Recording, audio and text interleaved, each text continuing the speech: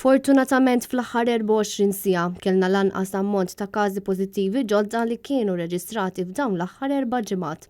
Dan hekk kif minn ftit anqas minn 2000 swab li saru s-sibt ħarġu biss 15-il każ pożittiv. In-numru ta' persuni li fiequ jammonta għal 69. L-ammont ta' testijiet li saru huwa kemm xejn inqas minn kemm kienu qed isiru f'dawn l-aħħar jiem. Mill-każijiet li kienu mħabbra s-sibt 5 persuni huma familjari ta' każijiet pożittivi.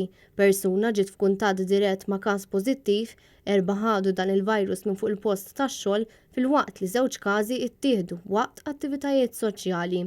Il-bqija tal-każi li jammontaw għal 15 huma kollha sporadiċi hekk kif ma ngħatat ebda informazzjoni dwar minn fejn ħadu dan il-virus. L-ammont ta' każijiet totali mis-7 ta' Marzu l-hawn huwa ta' 1967.